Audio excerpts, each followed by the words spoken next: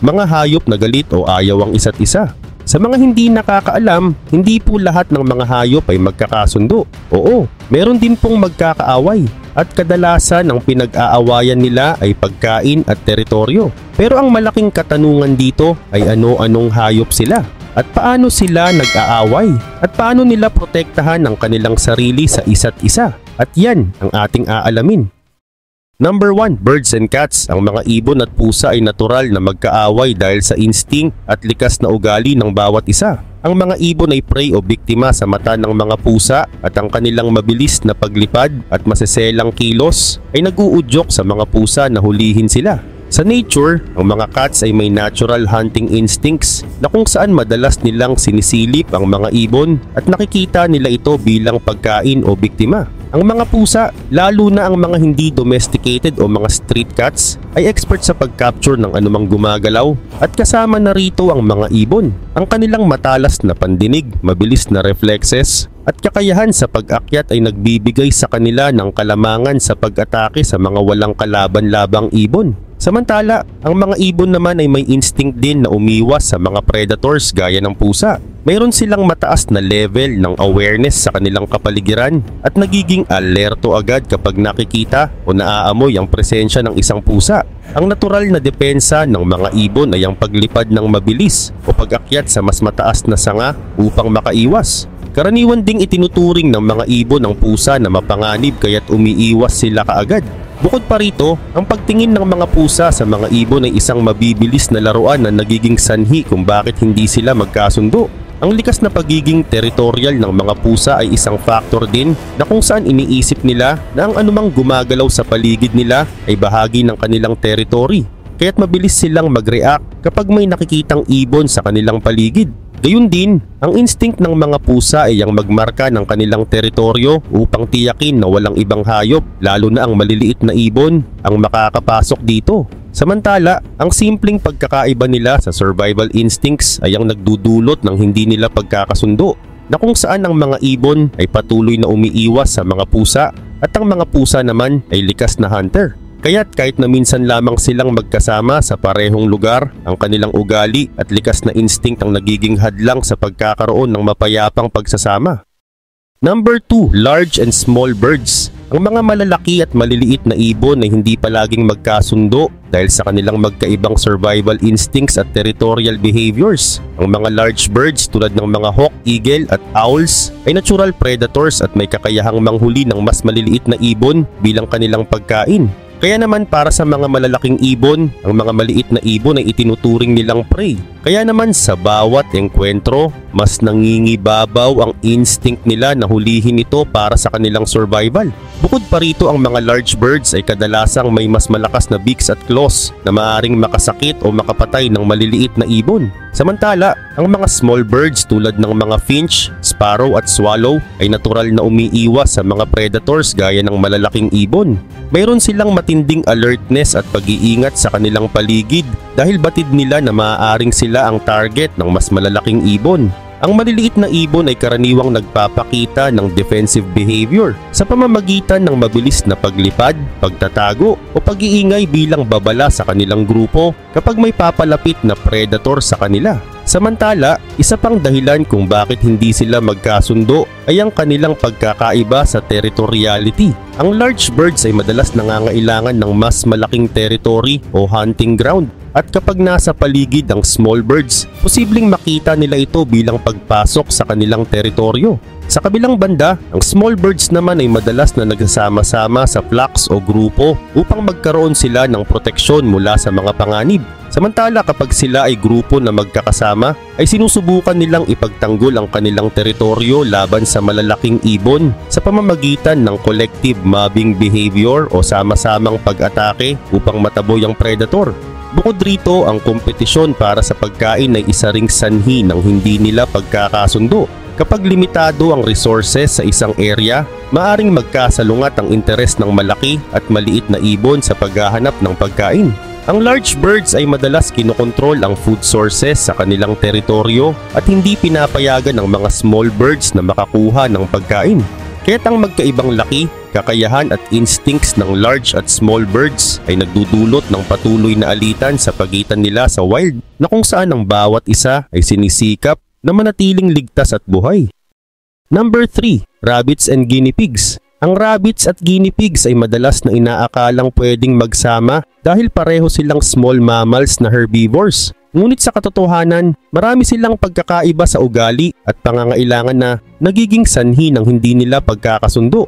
Samantala, isa sa pangunahing dahilan kung bakit hindi sila magkasundo ay dahil sa kanilang magkaibang komunikasyon at social behaviors. Ang rabbits kasi ay likas na mas territorial at dominant sa kanilang kapaligiran. Sila ay may mas malakas na personalities at may posibilidad na maging agresibo kung pakiramdam nila ay may umaangkin sa kanilang teritoryo.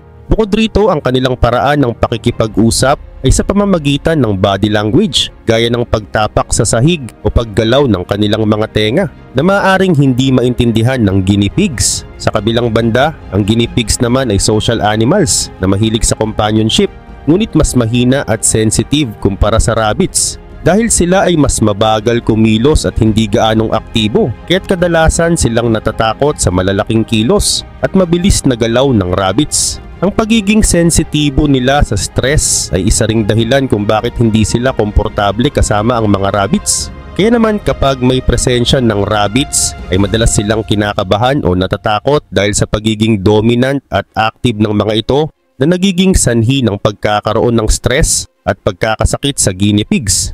Bukod pa rito, ang kanilang magkaibang diet requirements ay isa ring dahilan kung bakit mahirap silang pag-isahin. Ang rabbits ay nangangailangan ng maraming fiber mula sa hay at may ibang dietary needs na hindi tugma sa guinea pigs. Ang ilang pagkain na ligtas sa rabbits ay hindi ligtas para sa guinea pigs at maaaring magdulot ng health issues sa kanila. Kaya naman ang pagkakaiba sa nutrisyon na kailangan nila ay mahalagang isaalang-alang. Bukod rito, ang magkakaibang housing requirements ng rabbits at guinea pigs ang isa pang dahilan ng kanilang hindi pagkakasundo. Ang rabbits ay nangangailangan ng mas malaking space upang makatalon at makagalaw, samantalang ang guinea pigs ay mas komportable sa mas maliit at mas ligtas na espasyo. Samantala dahil sa magkakaibang instinct, social behavior, dietary needs at space requirements, ang rabbits at guinea pigs ay hindi ideal na pagsamahin sa isang enclosure space. Ang hindi pagkakaintindihan sa komunikasyon, pagka-agresibo ng rabbits at pagkasensitibo ng guinea pigs ang mga pangunahing sanhi ng kanilang alitan. Number 4. Ferrets and smaller animals. Ang ferrets at mas maliliit na hayop tulad ng hamsters, guinea pigs at mice ay hindi magkakasundo dahil sa kanilang natural instincts, behavior at magkakaibang social dynamics. Ang ferrets na mga carnivorous mammals ay isang predator. Sila ay natural na wild hunter at may likas na pagnanais na humuli ng maliliit na hayop.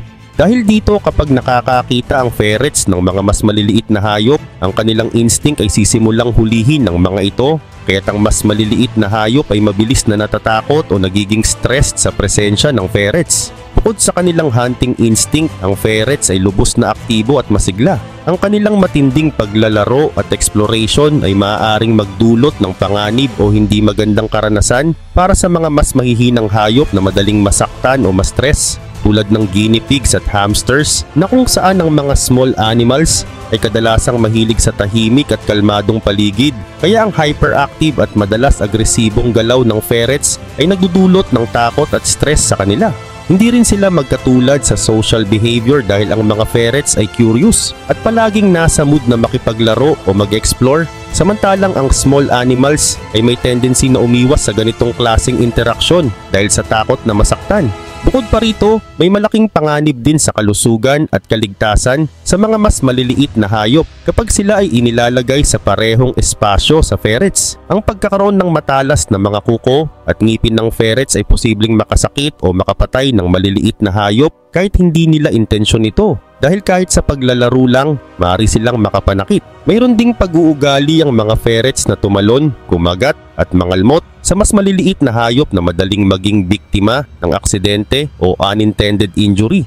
Dahil sa kanilang likas na pagiging predator at active, hindi maiiwasan na ang mga ferrets at small animals ay magkaroon ng conflict at hindi pagkakasundo sa iisang environment.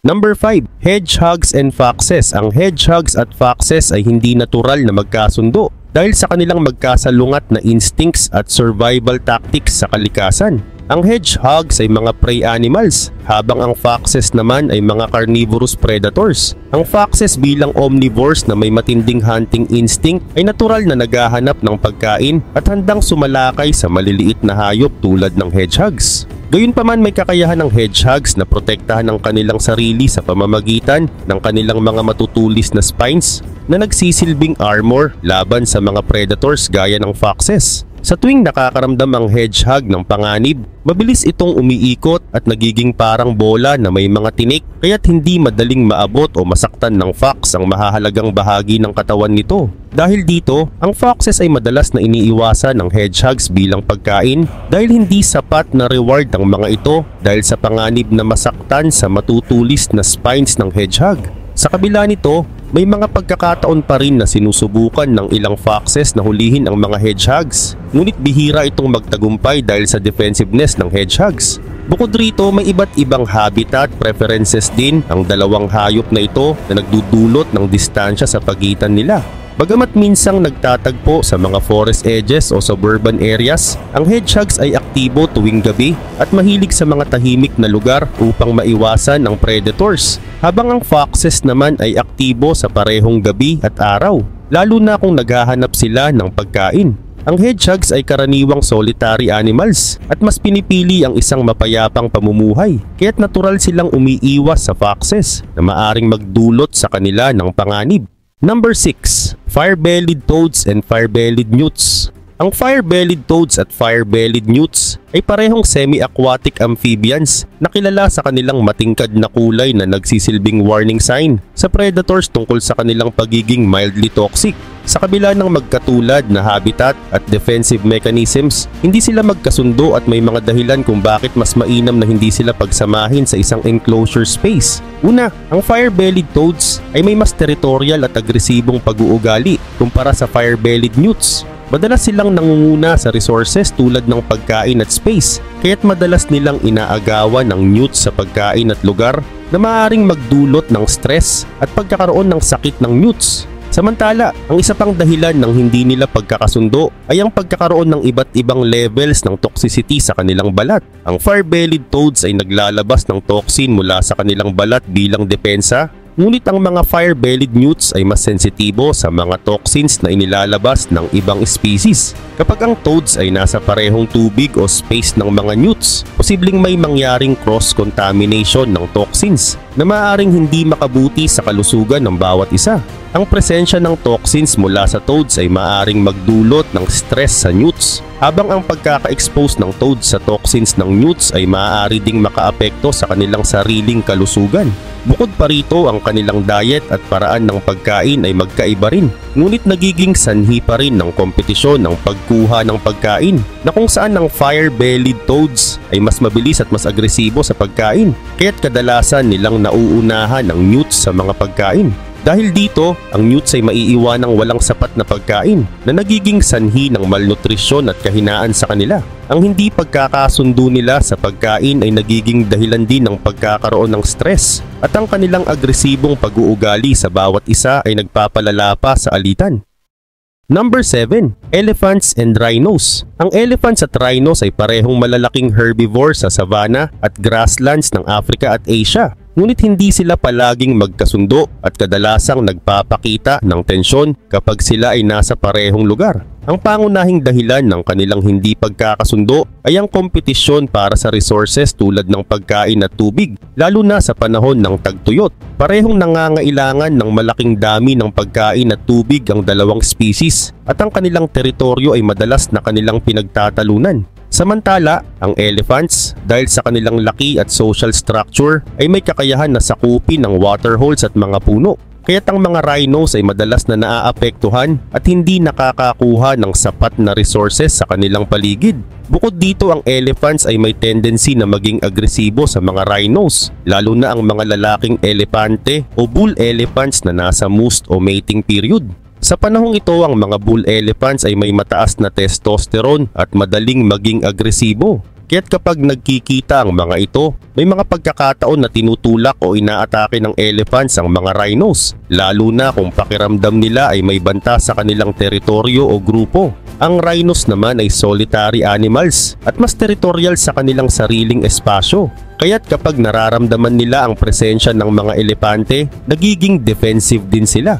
Gayunpaman sa ilang pagkakataon, ang mga elephants ay ang dahilan ng pagkasira ng habitat ng rhinos sa pamamagitan ng pagsira ng mga puno upang makakain ng mga dahon na nagiging sanhi ng pagkawala ng mga halaman at shelter para sa rhinos. Ang ganitong pagkilos ng elephants ay nagdudulot ng iritasyon at minsan ay agresibong reaksyon mula sa rhinos. Sa kabuuan, ang elephants at rhinos ay hindi nagkakasundo dahil sa kompetisyon para sa pagkain at tubig, pati na rin sa kanilang magkaibang social at territorial behaviors. Samantala, ang tensyon sa pagitan nila ay natural na nilang pag-uugali at bunga ng kanilang survival needs sa isang kapaligirang napuno ng limitadong resources.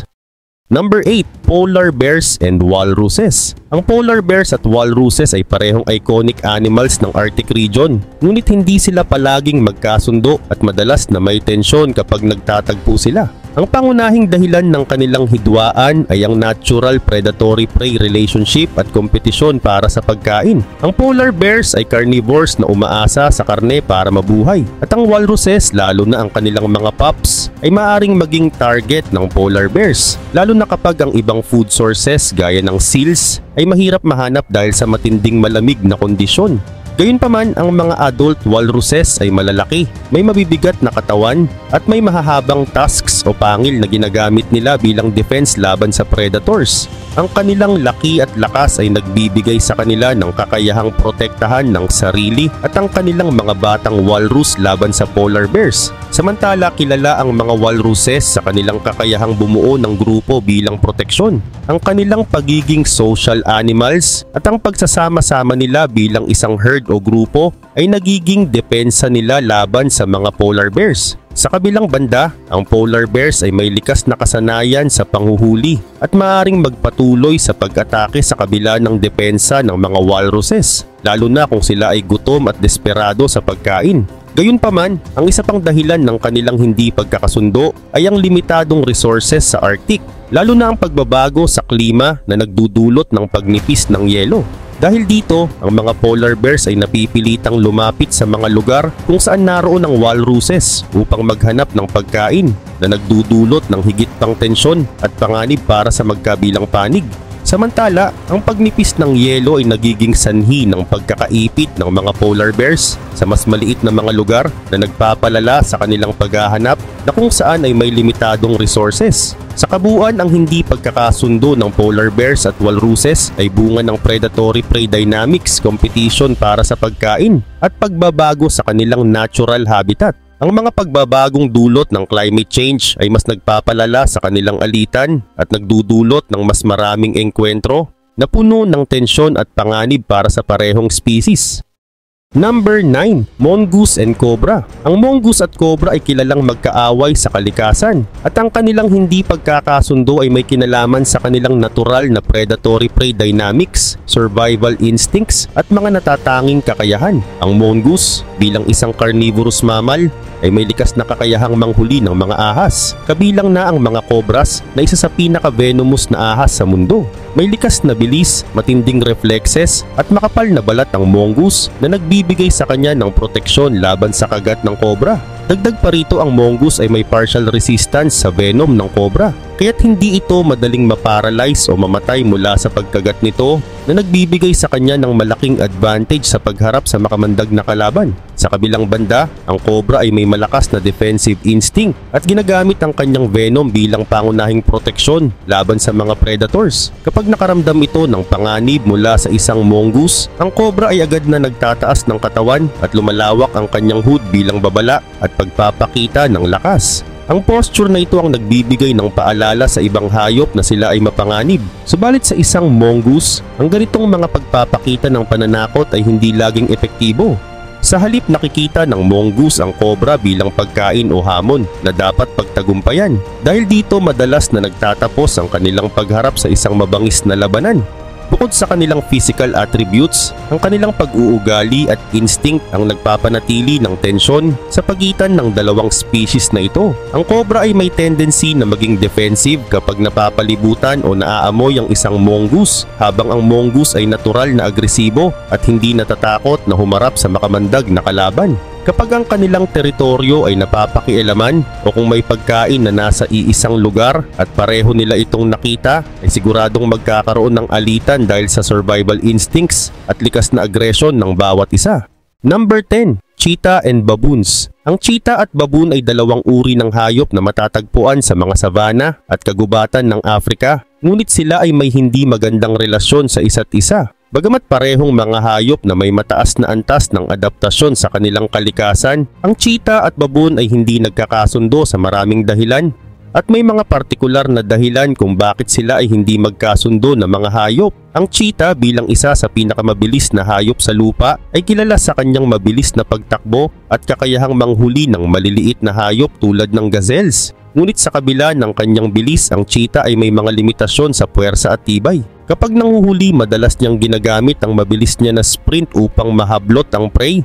Ngunit mabilis din siyang napapagod. Ang cheetah ay umaasa sa mga pagkakataon kung saan makakapag-hunt siya ng tahimik at mabilis at hindi gusto ang mga perwisyo o ingay na dulot ng ibang hayop tulad ng baboons. Samantala, ang baboon naman bilang isang social primate ay may tendency na maging agresibo, lalo na kapag nararamdaman niyang may banta sa kanyang grupo. Ang mga baboon ay may malalaking grupo at ang kanilang mga leader ay may kakayahang manguna sa pag-aalaga sa kanilang mga miyembro. Kapag ang mga baboon ay nakasalubong ang mga cheetah, madalas silang nagiging agresibo at hindi sila nagpapatalo sa isang sitwasyon. Samantala, ang baboon ay malakas, may matutulis na pangil at may kakayahang magtulungan bilang isang pangkat para mapagtulungan ang mga predator tulad ng cheetah. Kaya naman kadalasan ay iniiwasan ng cheetah ang mga ito upang hindi maging biktima ng isang grupo. Samantala, hindi natutuwa ang cheetah sa ingay at kaguluhan na dulot ng mga ito. Hindi tulad ng ibang predator tulad ng leon o hyena na may kakayahang magtulungan upang manghuli, ang cheetah ay mas maligaya at mas matagumpay kung mag-isa siya sa paghahunting. Kaya't kapag ang isang pangkat nito ay nag-iingay at nagkakagulo, ang focus ng cheetah na makapanghuli ng mas tahimik sa kanilang prey ay nawawala. Gayunpaman sa ganitong mga pagkakataon, ang cheetah na ang lumalayo at iniiwasan ng anumang alitan. Samantala, ang likas na ugali at pangangailangan ng bawat isa ay ang dahilan ng hindi nila pagkakasundo, kaya't madalas nilang iwasan ang isa't isa lalo na sa kanilang mga tirahan.